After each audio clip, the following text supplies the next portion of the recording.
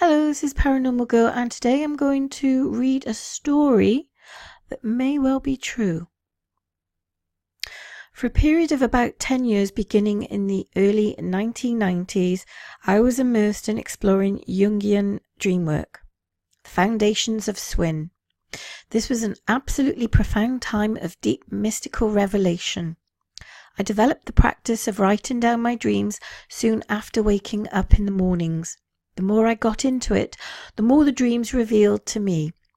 I won't go into the dream stories themselves here, but I will say that they conveyed important information for me at the time. This is actually what one would hope to have happen in dream work. As I was going through chemo in 1990 to the year 2000, I had 2 dreams in which an extraordinary woman appeared. She was stunning. Very tall, blonde hair wrapped around her head in one long braid. The energy of physical power she emanated was palpable. Imagine a woman with elegant rippling muscles who carries herself as a queen, and you begin to see her. And here is a picture of the lady that she saw in her dream. And she does look somewhat like a character from Lord of the Rings. A queen, maybe. She's wearing a brooch here that could indicate her status. And of course, she has a sword here as well. And it looks like she's wearing armor. So it kind of looks to me like she was like a warrior queen, perhaps. So we'll go on reading this story. I felt a deep connection and never forgot her. As her presence stayed with me since then, all I could remember of the name she told me was she called herself and that it began with an S. In 2014, I began to study with Edgar Cayce Institute, or ARE. I started the process of soul channeling, or what the Institute terms soul writing. It is a more conscious process than automatic writing, as Edgar Cayce counselled that one opens oneself to unknown forces in that process. Here, a sacred space is created. The following is a result of one such session.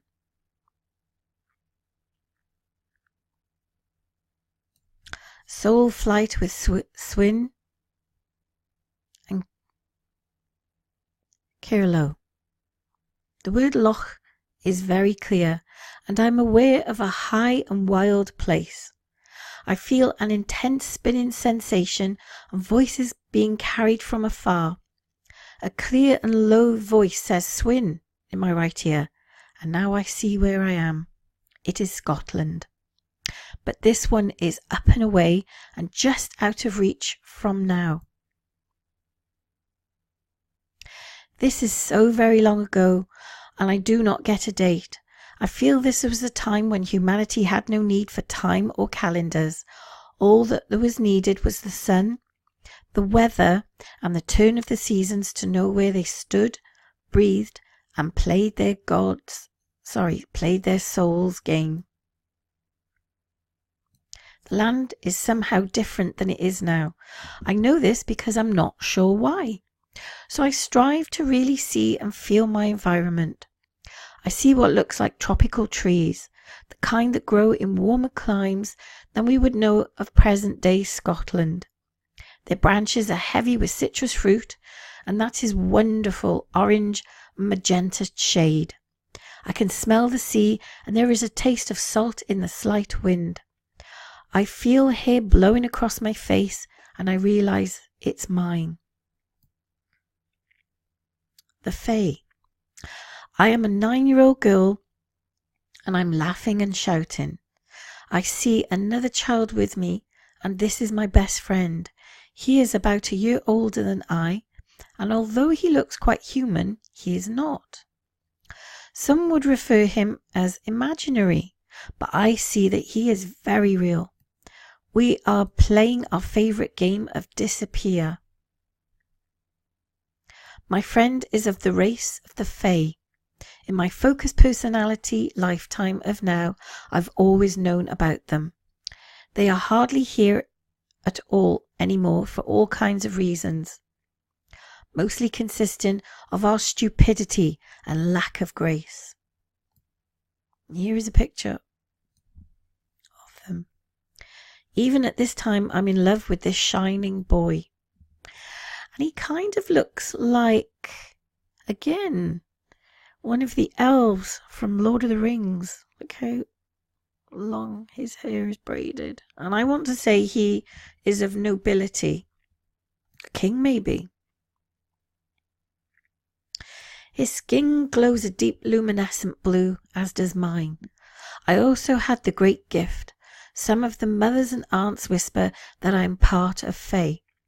Given how I had glowed like a beacon in the dark ever since I came out of my dear mother.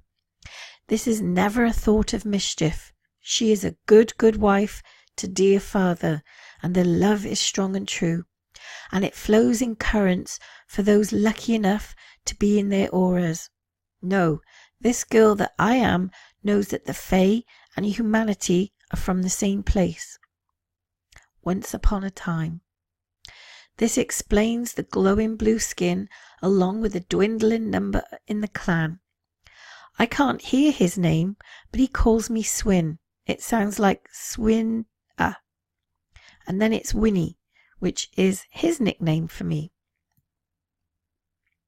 The Grand Elders. Our folk live on the hills, and his live in the hills.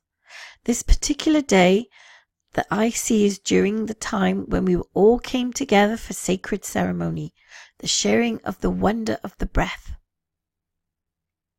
It is spread over 12 days and includes the holy time I love most, the great Tellings Day. This is a pinnacle moment at high summer. All gathered to listen to the grand elders, and they tell their stories of great and wondrous lives. Humans and the Fae remember our past lives vividly, but people have now forgotten so much. The wedding. The scene instantly shifts.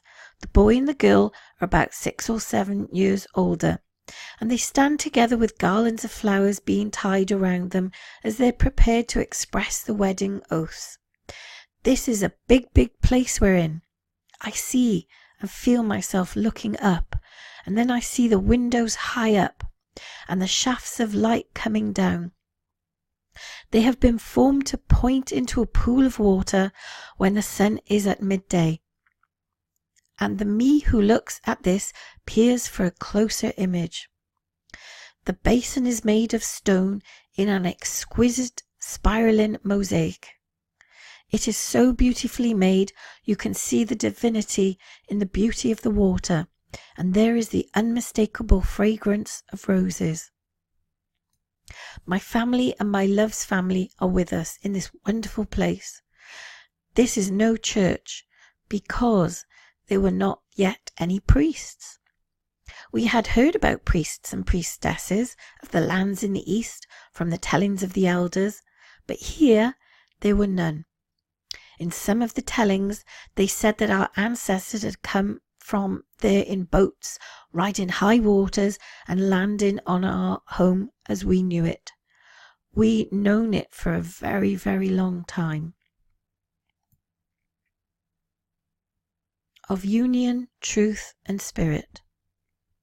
Our family stand with us in this place, with the high ceilings and the dome roof letting in the shafts of sunlight.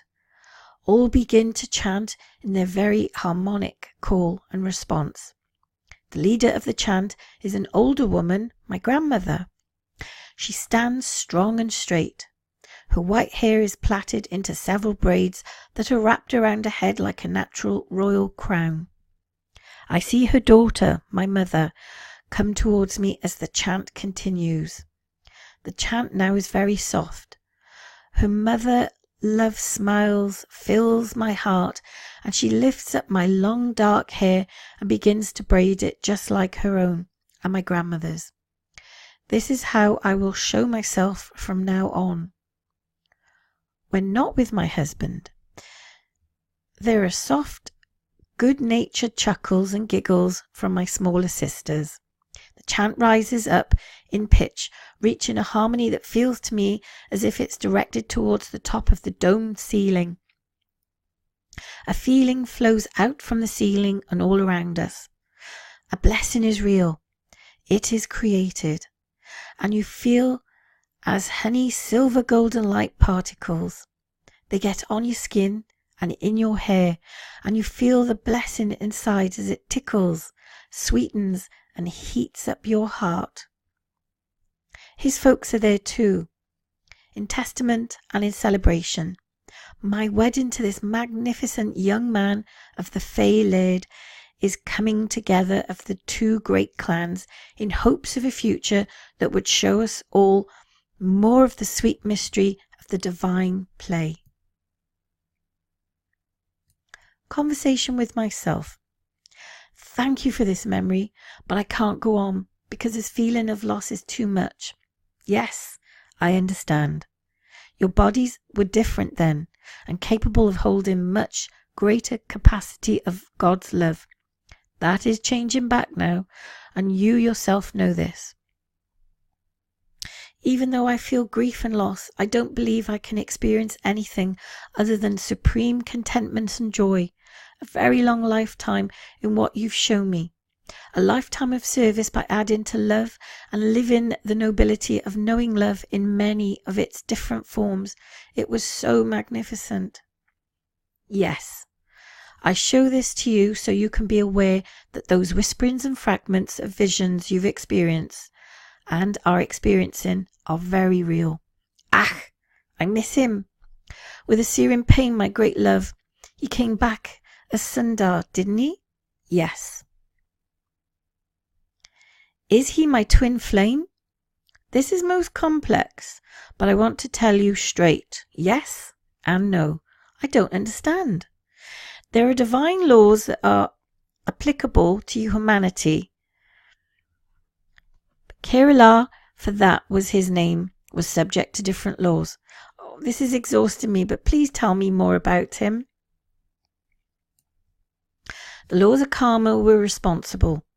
The divine system that had been an attempt to undo the miscreations made by humans and others. The karmic laws had served humanity well only up to a certain extent, but as I said, the changes have begun. And these changes are the light, and they are good, and as such they are relentless. There will come the day when all people will experience the kind of love that you and Swynne knew as Acknowledgeland, as it was called. I tell you now that you come to be queen with Kiairalogh, your king. This is not English royal, in the tradition of what you have been taught in the school books, nor it is a way that has been practiced for many, many eons since. Yes, you and Swynne, and he as Kiairalogh, or Lagh, were chosen king and queen, for the people loved you both, and you loved them. Swynne had the hands of power, and the other power of the skin of the glowing. Kiairalogh, as king, held the light of the spirit of all of the earth's elementals. Those far and wide knew of the both of you. This was not a rulership, as it has come to be known. The term stewardship is closer to what I wish to convey here. There are no words in your language now to give true meaning to the union. So these memories, these stirrings and visions, etc., that have been here with me all my life, as long as I can remember a truth, I can feel a grief that transcends personality and lover, or child or mother. Our one heart of humanity is broken, and we are putting it back together, with help from ourselves, and better even that before, right? You are very correct. You have been on a very long journey. It has been a journey of losing more and more since coming into this dense bodies, but most people this is the truth, am I right? You are. I feel almost on the verge of overwhelm, almost but not completely. I want to take some time to let this settle and integrate. This would be wise. I do have a couple of questions. Yes. Did I have to come back to this and experience this life? No. It was and continues to be your choice. This is a mystery that involves your DNA and your bloodline that allows you to choose a mission, if you will, by coming in love. You also exist simultaneously in other aspects and other forms, both physical and non-physical. Many of your highest family joined you, jumping at the opportunity of assisting in this current situation. Was it Kiairalogh who came to me at the San Francisco airport in 2011 when I was on my way to Chicago? Yes, it was. And it was he. He is very deft, but he is unmistakably real. His gaze stops your sense of being in time, yes? I think you were both in on this with him, smiling. Oh, it feels like what it feels when we go home. I mean, what I feel like now. And I know he and I will be together again, in a state where I can at least remain conscious of it. I just want to laugh and cry at the same time. Can you give him a message from me? You yourself are capable of this, and you are further along this path than you realize. You are on the path of developing your mastery, so that by using your intention and sacred will, the creation of the appropriate structures and geometries for connection to whatever or whoever you choose can be manifested by you with ease and grace. And I say to you with great love that your desire for connection is your divine motivation. Mysteries and miracles are yours for the taking. They are there to be perceived and experienced in your every step, every action, and every thought. The word mystery, after all, refers to that which is hidden, and this would be those marvelous underlying sacred secrets awaiting your own experience of revelations. I say to you, BB, look closely into Swynne. This lifetime of yours and hers is offered tonight with great purpose for your development, and it is desired that you will expand the information with the intention of remembrance into your embodiment as Swynne. This is a treasure trove of information here for you. This does not mean that you're better than or less than anyone else. What it does mean is that it's part of your soul heritage and it fully belongs to you. I desire your highest good. I cherish and love you more than your current state of being is capable of perceiving and absorbing. Thank you.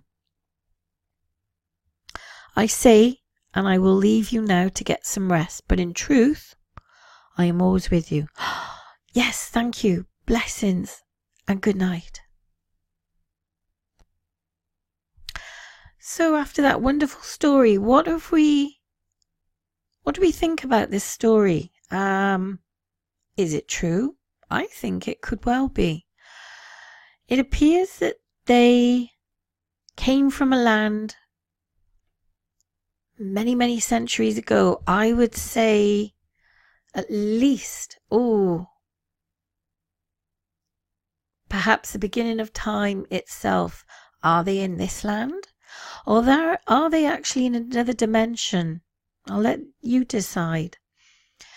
I think this time could possibly be about the time of King Arthur, maybe.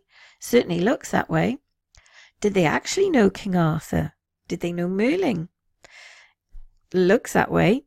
And what about the land itself? I mean, it's mentioned in Scotland, so it must be, I would say, perhaps, yes, medieval times even.